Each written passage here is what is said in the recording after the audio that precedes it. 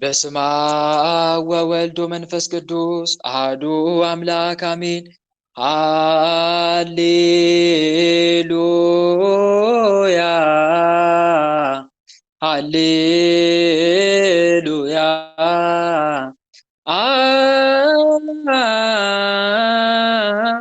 ንስግድ ለአብ ብርሃናት ወለወልዱ ዋሕድ ወለመንፈስ ቅዱስ በራቅሊጦስ ስሉስ ሩይ ሃሌሉያ ሃሌሉያ ንስግድ ለአብ ብርሃናት ወለወልዱ ዋሕድ ወለመንፈስ ቅዱስ በራቅሊጦስ ስሉስ ሩይ። ዓለም ሳይፈጠር የነበረ ዓለምን አሳልፎ የሚኖር የተካከሉ ሶስት ለሚሆኑ ብርሃናትን ለፈጠረ ለአብ ለአንድ ልጁም ለሚያጸናን ለመንፈስ ቅዱስ እንስገድ። ሰላም ለማርያም ንግሥት ወአጸድ ዘበአማን ዘኢተገበርዋ ተረክበት አስካለ በረከት። የበረከት ፍሬ ለተገኘላት ተክል ጠባቂዎች ላልጻሩባት ላልደከሙባት የተክል ቦታ ለተባለች ለእመቤታችን ማርያም ሰላምታ ይገባታል። የወልደ እግዚእ አብሔር ዘበአማን መጻ ወተሰባ እምኔሃ ወወለደቶ ወአዳነነ ወሰረየለነ ኃጣውኢነ። የእግዚአብሔር የባሕሪ ልጁ ወደዚህ ዓለም መጥቶ ከእርሷ ተወልዶ አድኖናል፣ ኃጢአታችንን አስተስሮናልና። ረከብኪ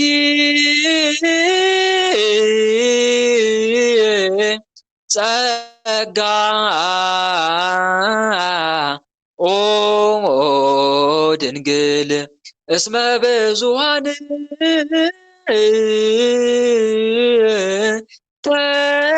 ተናገሮ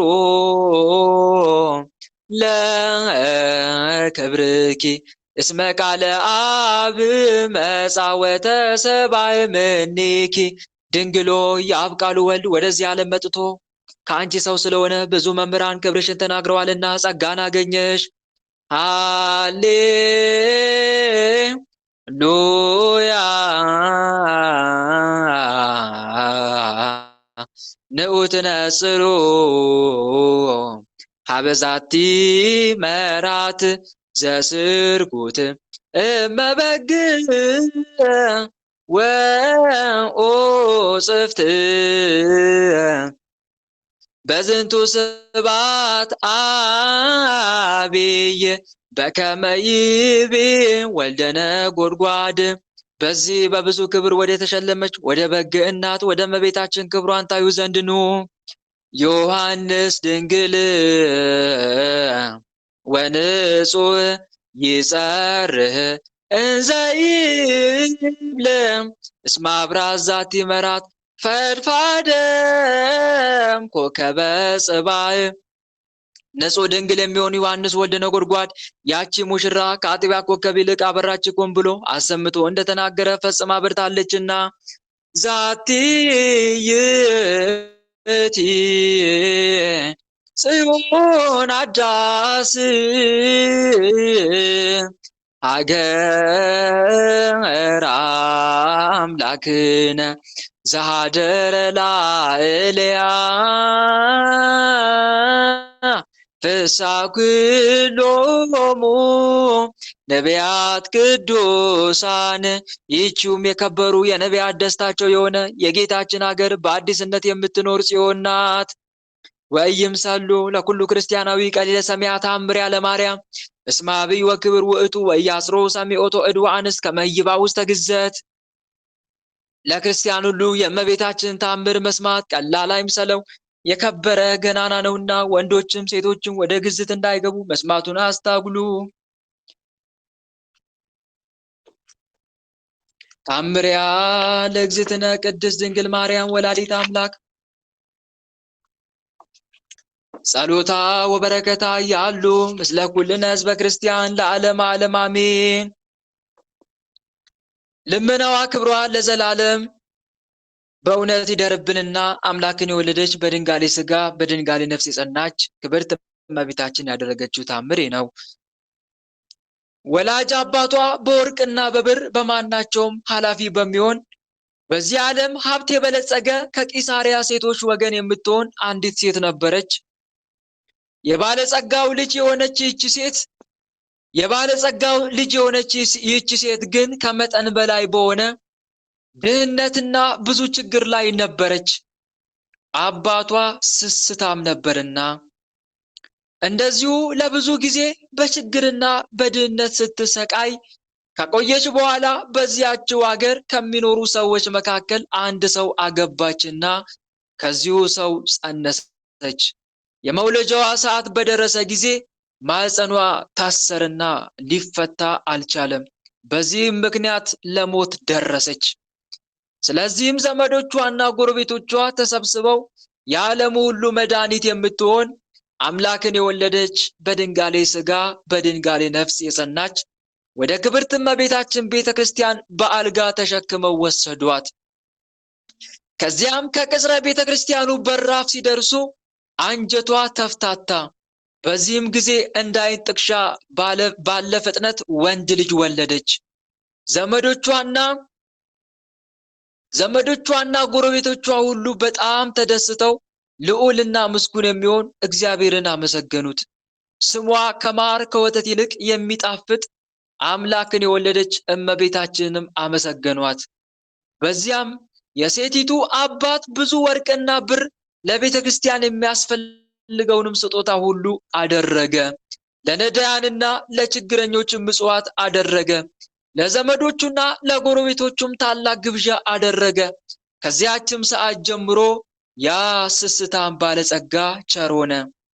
ይኸው ባለጸጋ ሰው ስለ ልጁ መውለድ እጅግ አድርጎ በፍጹም ልቦናው ተደስቷልና የታመነችና ለሰው ልጅ ምሕረትን የምትለምን አምላክን የወለደች በድንጋሌ ሥጋ በድንጋሌ ነፍስ የጸናች ክብርት እመቤታችንን ገናንነቷን ዘወትር ከማድነቅ አልተቆጠበም።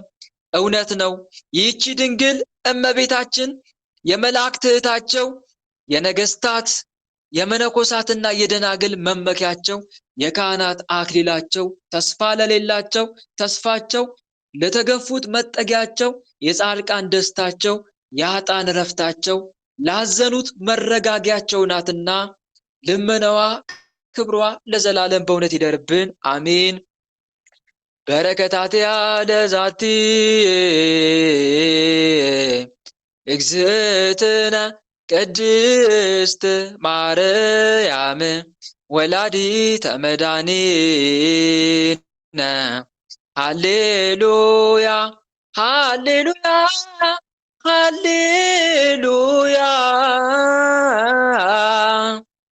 የአሉ ላዕለ ኩልነ ሕዝብ ለመስቀልከ እግዚኦ ንፌኑ ስብሐተ ሃሌሉያ ሃሌሉያ ሃሌሉያ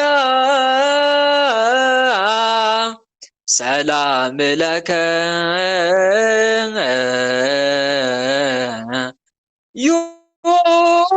ዮሐንስ ወልደነ ጎድጓድ ሰላም ለከ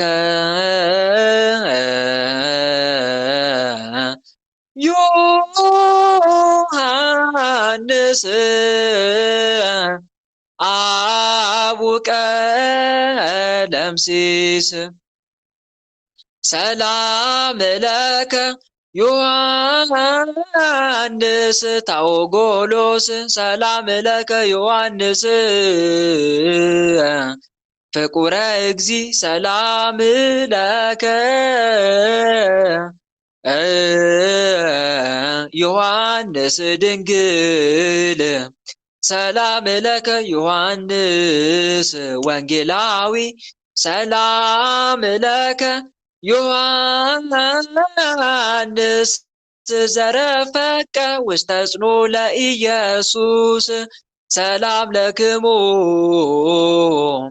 ጴጥሮስ ወጳውሎስ ያዕቆብ ወዮሐንስ ወእንድርያስ ማቴዎስ ፊልጶስ ወበርተሎሜዎስ ቶማስ ወያዕቆብ ወልደ አልፍዮስ ታዴዎስ ወናትናኤል ወማትያስ ሉቃስ ወማርቆስ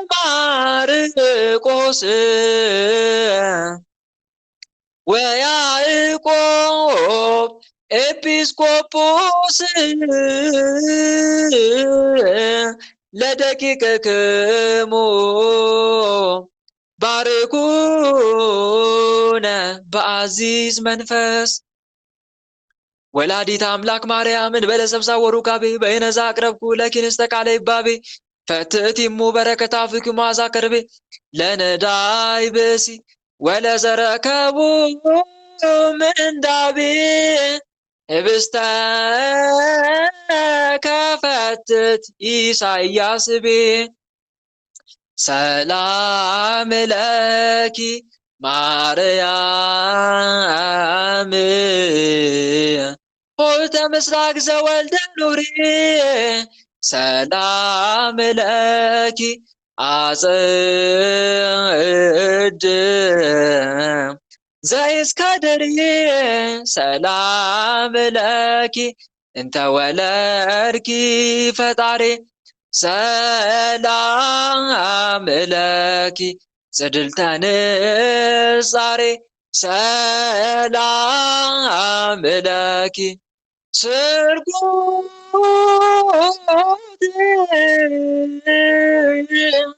በራውኒ ሰላም ለኪ በትረ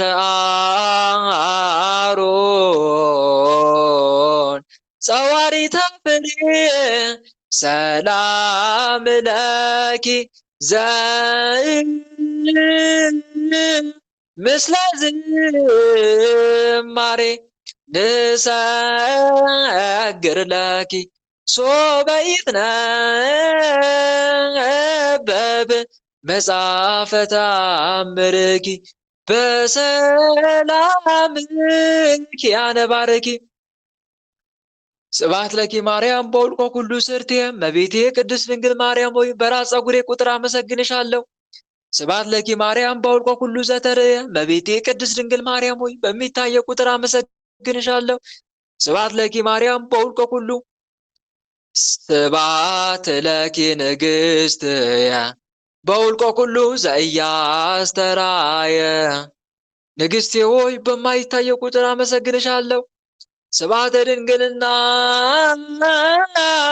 ዘልፈ ይነግር አፉየ ዘውትር ስለ ድንግልና ሻፌ ይናገራል። ከእመቤታችን ከንጽሕተ ንጹሐን ከቅድስተ ቅዱሳን ከድንግል ማርያም ቸሩ አምላካችን ረድኤቷን በረከቷን ያሳትፈን። ወለላይቱ እናታችን ቅድስት ድንግል ማርያም ጣዕሟን ፍቅሯን በእኛ ላይ ታሳድርብን። ታምሯን ለመስማት እንዲህ እንደተሰባሰብነው እጆቿን ጭና በእኛ ላይ እኛን ትባርከን። እናታችን ቅድስት ድንግል ማርያም በሚገጥመን ፈተና ሁሉ አለውላችሁ ልጆች ትበለን። እናታችን ቅድስት ድንግል ማርያም ከልጇ ከወዳጇ ማልዳ የተወዳጅ ልጇ የስሙ ቀዳሽ የመንግስቱ ወራሽ ለመሆን ታብቃን፣ አሜን። ታምሯን እንደሰማን የተወዳጅ ልጇን የሕይወት ቃልን ለመስማት ታብቃን፣ አሜን። ማህበራችንን ትባርክልን ትቀድስልን፣ አሜን። አባታችን ሆይ በሰማያት የምትኖር ስምህ ይቀደስ፣ መንግስትህ ትምጣ፣ ፈቃድህ በሰማይ እንደሆነች እንዲሁም በምድር ትሁን። የዕለት እንጀራችንን ስጠን ዛሬ፣ በደላችንንም ይቅር በለን እኛም የበደሉንን ይቅር እንደምንል። አቤት ወደ ፈተና አታግባን፣ ከክፉ ሁሉ አድነን እንጂ መንግስት ያንተ ናትና ኃይል፣ ክብር፣ ምስጋና ለዘላለሙ አሜን። እመቤታችን ቅድስት ድንግል ማርያም ሆይ በመልአኩ በቅዱስ ገብርኤል ሰላምታ ሰላም እንልሻለን። በሐሳብሽ ድንግል ነሽ፣ በስጋሽም ድንግል ነሽ። የአሸናፊ የልዑል እግዚአብሔር እናት ሆይ ሰላምታ ላንቺ ይገባሻል። ከሴቶች ሁሉ ተለይተሽ አንቺ የተባረክሽ ነሽ፣ የማኅፀንሽም ፍሬ የተባረከ ነው። ጸጋን የተመላሽ ድንግል ሆይ ደስ ይበልሽ፣ ጸጋን የተመላሽ መመኪያችን ሆይ ደስ ይበልሽ። ጸጋን የተመላሽ አማላጃችን ሆይ ደስ ይበልሽ። ልዑል እግዚአብሔር ከአንቺ ጋር ነውና ከተወደደው ልጅሽ ከጌታችን ከመድኃኒታችን ከኢየሱስ ክርስቶስ ዘንድ ይቅርታንና ምሕረትን ለምኝልን ኃጢአታችንንም ያስተሰርይልን ዘንድ ለዘላለሙ አሜን። አሜን አሜን አሜን። እህት ወንድሞች የእመቤታችንን ታምር አዳምጠን ተመልሰናል።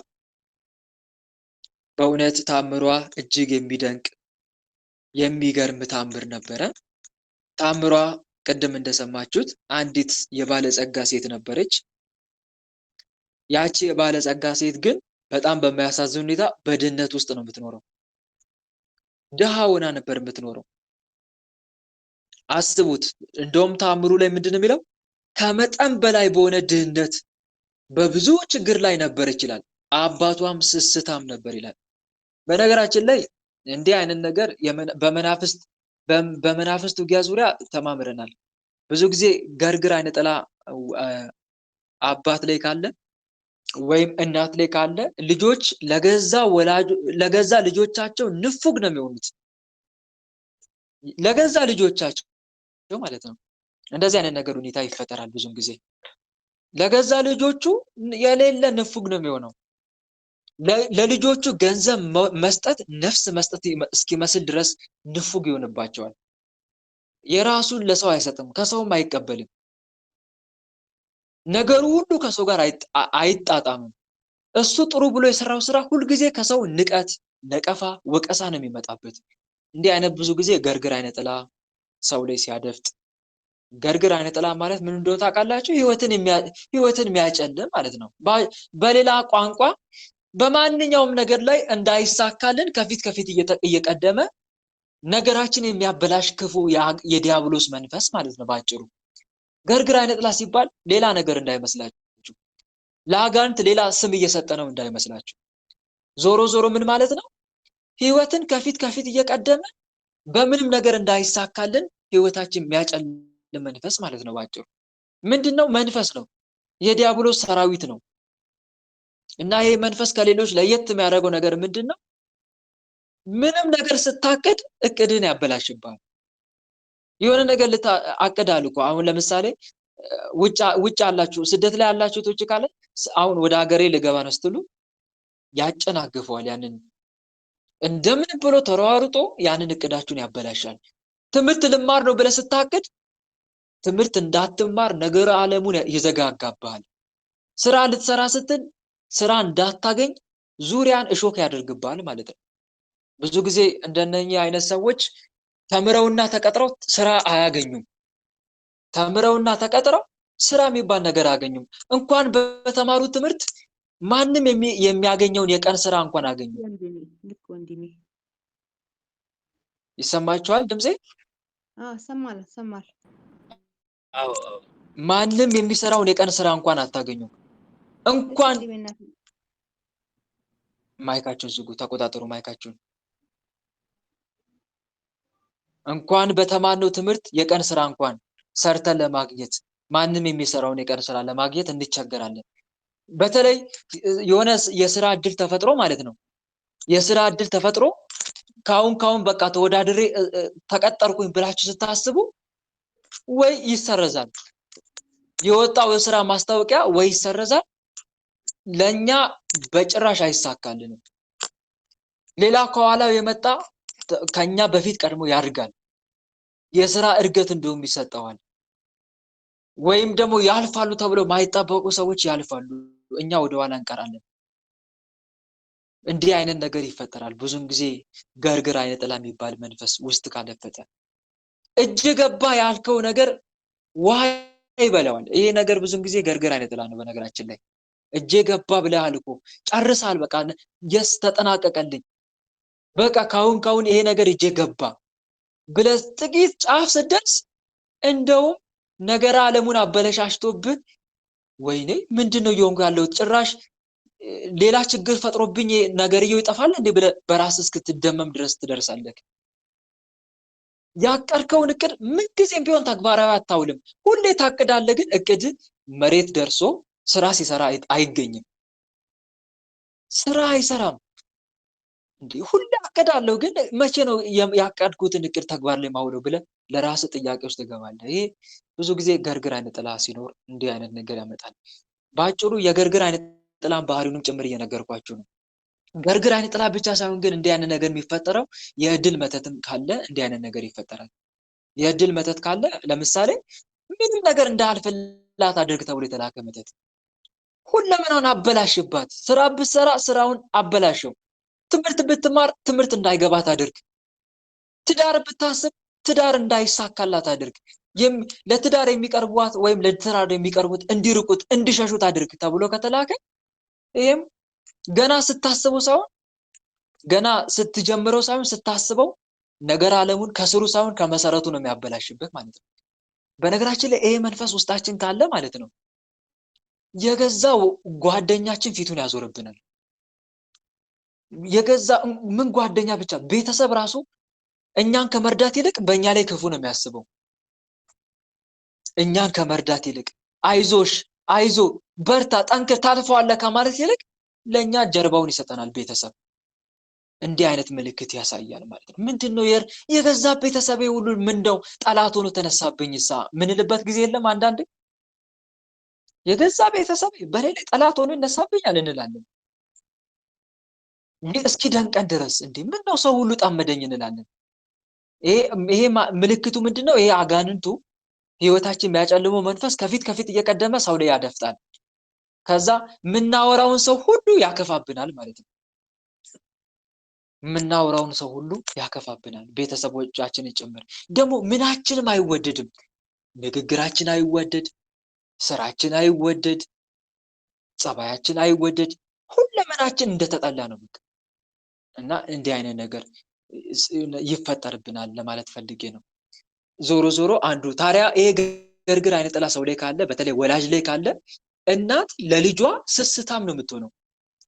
ለልጇ በጣም የሌለ ስስታም ትሆናለች። ምግብ ለመስጠት ሁሉ ትሰስታለች። ለገዛ ልጇ እኮ ነው።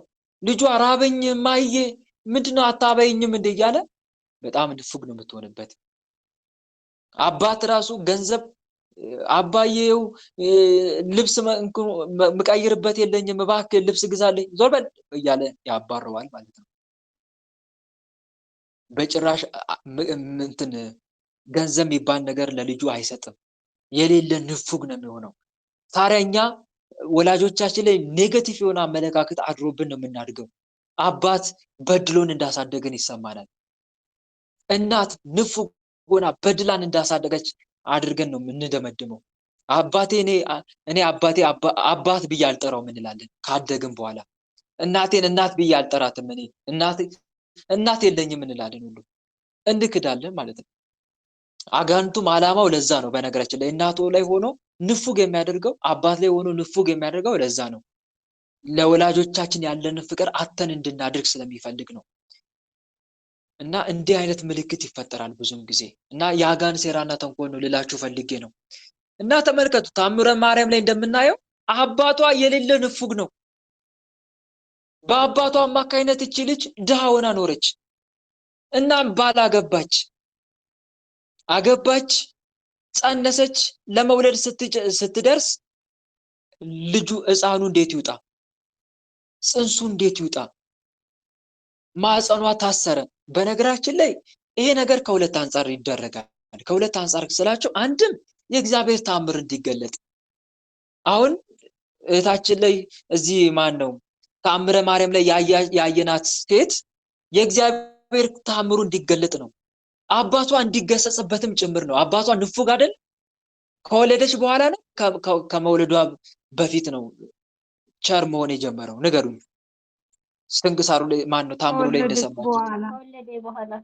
ስለዚህ እንዲገሰጽበትም ጭምር ነው ማለት ነው ይሄ ታምር የተደረገው።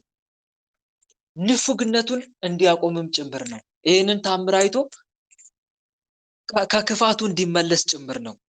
እና አንድም የእግዚአብሔር ተአምሩ እንዲገለጥ እግዚአብሔር አምላክ ይፈቅዳል። ልክ ወንጌል ላይ አልሰማችሁ? ጌታ ሆይ ይሄ ሰው እውር ሆኖ የተወለደው አባት እናቱ ኃጢአት በሰሩት ኃጢአት ነው ወይስ ከምን አንጻር ነው እሱ በሰራው ኃጢአት ብሎ ሲጠይቁት ቸሩ መድኃኔዓለምን አይደለም። አባት እናቱ ስለሰሩት ኃጢአት አይደለም። እሱም ስለሰራው ኃጢአት አይደለም እውር የሆነው የእግዚአብሔር ድንቅ ስራው እንዲገለጥበት እንጂ ብሎ እግዚአብሔር አምላክ በደረቅ ግንባሩ ላይ ዓይን ሰርቶለት ተአምሩን ገልጧል። ክርስቶስ አምላካችን ማለት ነው። እና አንድም የእግዚአብሔር ክብር እንዲገለጥም ጭምር ይሆናል ለማለት ፈልጌ ነው። በአጋንንት ሴራና ተንኮልም ሊሆን ይችላል።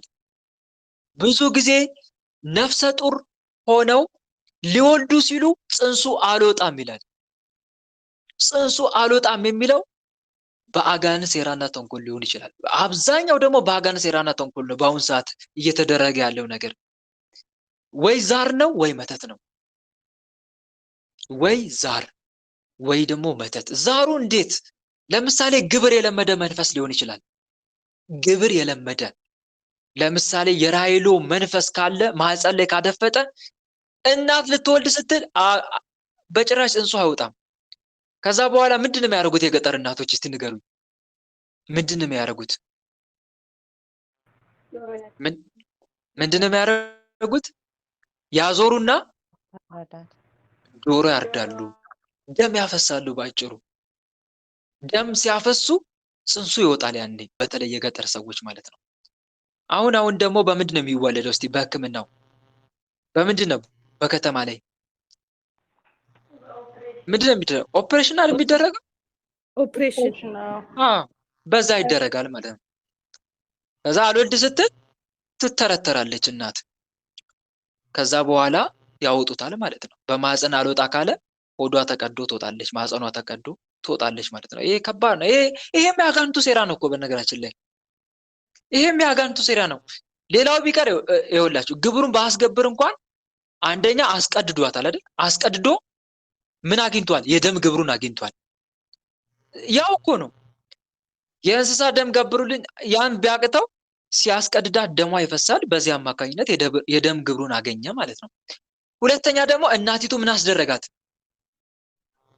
አስቀድዳት፣ አስጎዳት።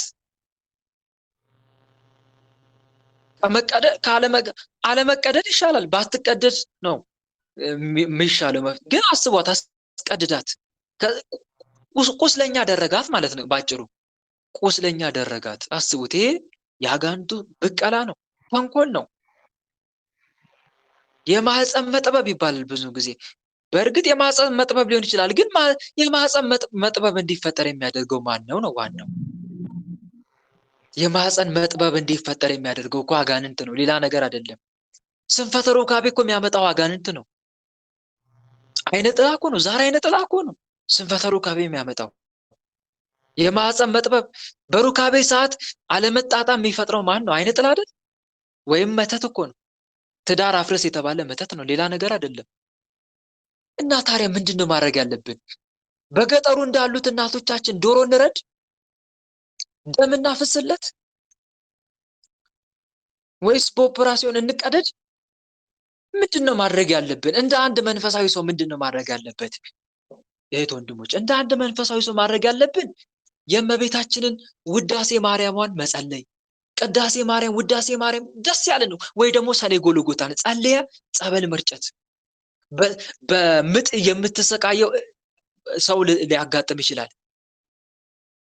ያንን የጸሎቷ ምን እሷ ላይ መርጨት አለብክ። ጸሎቱ ቢፈጅ አንድ 20 ደቂቃ ነው አይደለ? 15 ደቂቃ 20 ደቂቃ ነው። ሌሎች ሰዎች ሲጨነቁ አንተ ምንድነው ማድረግ ያለብን? ሰኔ ጎልጎታዋን ጸልየ እመቤቴ ሆይ ስራሽን ስሪ፣ እመቤቴ ቅድስት ድንግል ማርያም ሆይ እናት እኮ ልትሆን ትችላለች። እናት ልትሆን ትችላለች። ባለቤት ልትሆን ትችላለች። ምንድነው ማድረግ ያለብን? ያንን ጸሎት ሰኔ ጎልጎታን አድረሰ እመቤቴ ሆይ እባክሽን እኔ በአንቺ ጽኑ እምነት አለኝ፣ ሰምቻለሁ ተአምርሽን፣ ማህፀኗ ታስሮ አልወልድ ያለችውን ያችን ሴት እንዴት አድርገሽ እንደገላገልሻት ሰምቻለሁ። እባክሽን እናቴ ሆይ የኔን ባለቤቴ በዚህ አማካኝነት እባክሽ ገላግያት፣ እናቴን ገላግያት። የዚህ ሰዓት ያንን ጸሎት አድርሰን በእመቤታችን በአጋዕዝተ ዓለም በቅድስት ሥላሴ ስም በእመቤታችን በቅድስት ድንግል ማርያም ስም ጸበል መርጨት አለብን። ማጠጣት፣ ጸበል መርጨት። በእነዚህ አማካኝነት ጽንሱ በሰላም እንዲገላገል ማድረግ እንችላለን። እና በምጥ የምትሰቃየዋ በሰላም እንድትወልድ ማድረግ እንችላለን። ሌላው መልካ ቅዱስ ሩፋኤል በማህፀን ላይ የተሾመ መልአክ አይደለም ቅዱስ ሩፋኤል? የእሱንም መልክ በመጸለይ በጸሎቱ ዋው በማጥመቅ ወይም በመርጨት ከዛ በኋላ በማጠጣት እንደዚህ በሰላም እንድትገላገል ማድረግ ይቻላል። እምነት ነው ዋናው። ምንድነው አልኳችሁ? ምንድነው ዋናው? ምንድነው? እምነት። ለሚያምን ሁሉ ይቻላል ይላል። ለሚያምን ሁሉ ይቻላል። ማርቆስ ወንጌል ምዕራፍ 9 ቁጥር 23 አምናችሁ በጸሎት የምትለምኑትን ታገኛላችሁ። ማቴዎስ ወንጌል ምዕራፍ 21 ቁጥር 22 ላይ የጸለያችሁትን የለመናችሁትን ሁሉ እንዳገኛችሁት እመኑ ይሆንላችሁማል። እምነት ነው። ማርቆስ ወንጌል ምዕራፍ 11 ቁጥር 4። ስለዚህ በፍጹም እምነት ካደረግከው ይሆንልሃል። ዋናው እምነት ነው። ይደረግልኛል ብሎ ተግባራዊ ማድረግ ሳትጠራጠር ማለት ነው። እና አንድ የምንማረው ይሄ ነው። ተመልከቱ፣ እችም ሴት የወለደችው በዛ ምክንያት ነው። ተመልከቱ፣ እያቻኮሉ ወሰዷት። ወዴት? ወደ እመቤታችን ቅድስት ድንግል ማርያም ቤተክርስቲያን እያቻኮሉ ወሰዷት። ልክ ቅጽረ ቤተክርስቲያኑ ስትገባ እኮ ነው በሰላም የተገላገለችው። አንጀቷ ተፍታታ ይላል። ይኸው ተመልከቱ ታምሩ ላይ ማህፀኗ የታሰሩ ማህፀኗ ተፈታ። ወዲያው ልጅ ወለደች። ወደ እመቤታችን ቤተክርስቲያን። ይሄ የተደረገው ከምን አንጻር ይመስላችኋል? ስለ ሰዎቹ እምነት እኮ ነው። እምነታቸው ታላቅ ነዋ። እምነታቸውን አይታ እኮ ነው እመቤታችን በሰላም እንድትገላገል ያደረገችው። እምነት አያችሁ አይደል? ቦታ ራሱ ምን ያክል የተቀደሰ ቦታ ለውጥ እንዳለው አያችሁ አይደል? ወንድሞች፣ የእግዚአብሔር ታቦት የቃል ኪዳኑ ታቦት ያለው ቦታ እኮ ቀላል እንዳይመስላችሁት ወንድሞች። መጽሐፍ ቅዱስ እኮ እንዲህ ይላል። መጽሐፈ ሳሙኤል ላይ ምን ይላል? መጽሐፈ ዜና መዋዕል ቀዳማዊ ላይ ሰለሞንም የእግዚአብሔር ታቦት የገባበት ስፍራ ቅዱስ ነውና ሚስቴ በእስራኤል ንጉስ በዳዊት ቤት አትቀመጥም ሲል የፈርዖን ልጅ ከዳዊት ከተማ ወደ ሰራላት ቤት አወጣት ይላል። ወደ ሰራላት ቤት አወጣት። ለምን? የእግዚአብሔር ታቦት የገባበት ስፍራ ምን ስለሆነ? ምን ስለሆነ? የተባረከ ስለሆነ። ስለዚህ ቤተክርስቲያን ቅጽረ ቤተክርስቲያን መገኘት በራሱ ትልቅ ቅድስና እንደሚያሰጥ በረከት እንደሚያሰጥ ጭምር ነው እዚህ ጋር የምንማረው። ለምን እዛ ሌላ ቦታ አልወለደችም? ሳይማጸኑ ቀርተው አስቡት። ቤተክርስቲያን ራሱ እና እግዚአብሔር አምላክ እንዲህ ይላል በአጭሩ መጽሐፈ ነገሥት ካለ ላይ መጽሐፈ ነገሥት ቀዳማዊ ላይ በዚህ ስፍራ ለሚጸለይ ጸሎት አይኖቼ ይገለጣሉ። መጽሐፈ ዜና መዋዕል ካለ ይቅርታ። በዚህ ስፍራ ለሚጸለይ ጸሎት አይኖቼ ይገለጣሉ፣ ጆሮዎቼም ያደምጣሉ። ይህም ቦታ ለራሴ መስዋዕት ቤት ቀድሻለሁ፣ መርጫለሁ ይላል። አስቡት። ይሄ ቃል የተናገረው በብሉይ ኪዳን ላለው ቤተ መቅደስ ነበር። እንግዲህ በብሉይ ኪዳን ላለው ቤተ መቅደስ የቃል ኪዳኑ ታቦት ስላለበት፣ አሁን ግን ያለው ቤተ ክርስቲያን የማን ስጋና ደም የሚፈተትበት ቦታ ነው? ንገሩኝ እስቲ። የማን ስጋና ደም? የክርስቶስ ስጋና ደም፣ አማናዊው የአምላክ ስጋና ደም። እንግዲህ በብሉይ ኪዳን ላለው ቃል ኪዳን ታቦት ያ ቃል ከተነገረ ያን ያክል በረከት የሚያሰጥ ከሆነ የክርስቶስ ስጋና ደም የሚፈተትበት የክርስቶስ ቤተክርስቲያን ላይማ እንዴት አይነት በረከት ቡራኬ እናገኘውን እና አስቡት። ስለዚህ ከዛ አንጻር ነው እና ወንድሞች ቤተክርስቲያን መሄድ አለብን። ቤተክርስቲያን መሄድ እየቻልን ማንሄድ ሰዎች አለን። ቤተክርስቲያን መሄድ እየቻልን እያልን በስንፍና ቤቴ ብጸልይስ ምን ችግር አለው ምንል ሰዎች አለን። አንድ አይደለም። ቤተክርስቲያን መሄድ ማትችል ከሆንክ ምንም ማድረግ አትችልም። እዛው ቤት ሆነ መጸሎት ታደርጋለህ። ግን ቤተክርስቲያን መሄድ እየቻልክ ግን የምትሰንፍ ከሆነ ከባድ ነው ወንድሞች። አባቶቻችን እኮ ተናግረዋል። የሥርዓት መጽሐፋቸው ላይ ሐዋርያት ማለት ነው። ሐዋርያት እኮ ተናግረዋል። እንትን ላይ ዲድስቅልያ ላይ ተናግረዋል እኮ ወደ ቤተክርስቲያን መሄድ መገስገስ እንዳለብን። ማንሄድ ከሆነ ግን የአጋንንት መጫወቻ እንደምንሆን እኮ ተናግረዋል። ቁጥሩ ረስቼ ነው እንጂ ነግራቸዋለሁ ሌላ ጊዜ። ግን አለ ቃል በቃል በግዕዝ ተጽፏል።